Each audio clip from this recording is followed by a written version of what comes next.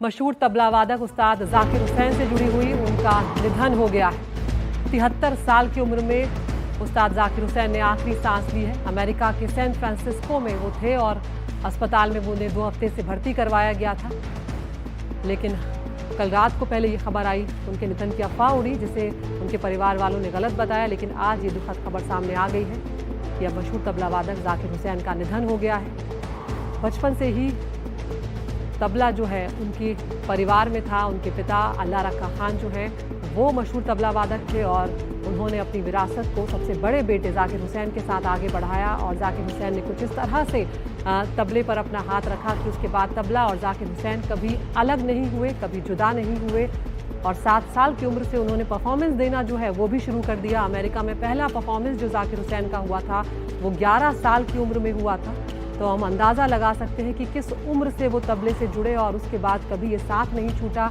एक से बढ़कर एक कॉन्सर्ट जो है उन्होंने वो दिए, एक से बढ़कर एक एक्सपेरिमेंट्स जो हैं तबले के साथ वो करते हुए नजर आए। कई मशहूर जो म्यूजिशियंस हैं दुनिया भर के उनके साथ उन्होंने कोलैबोरेशन भी किया।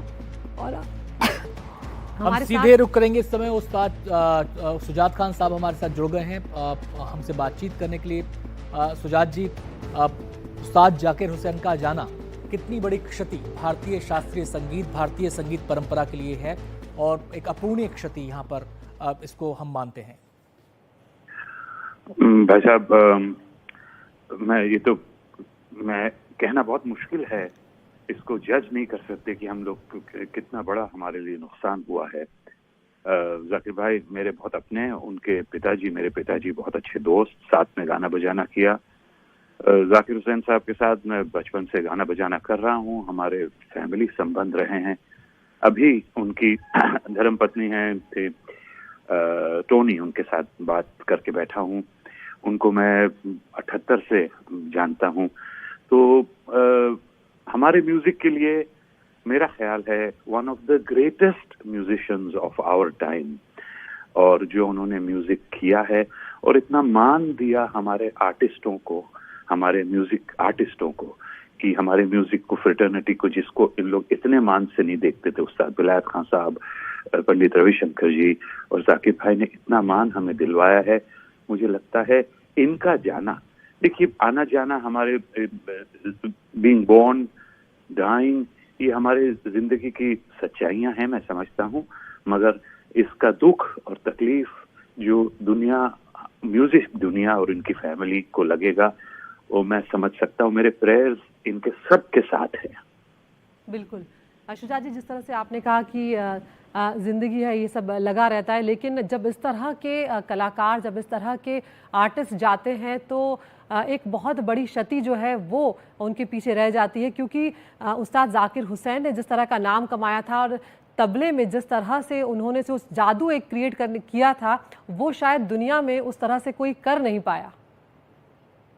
मानता हूँ, बिल्कुल मानता हूँ कि सच है। मैं क्या बताऊं, उनके साथ 100 प्रोग्राम्स कर चुका हूँ और उनका जो सोच उनको सुन चुका हूँ। मेरे वालिद साहब के साथ, बड़े बड़े आर्टिस्टों के साथ उनका एक कमाल ही है। बोलना बहुत मुश्किल है।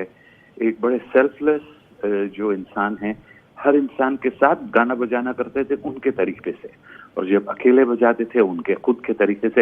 मतलब उन्होंने म्यूजिक के लिए जो किया है, तबले के लिए खास करके, रिदम के लिए, हमारे ये इसको लफ्जों में, मैं तो लफ्जों का ज्यादा जानता नहीं, मगर लफ्जों में बयान करना किसी भी इंसान के लिए बहुत मुश्किल बात होगी।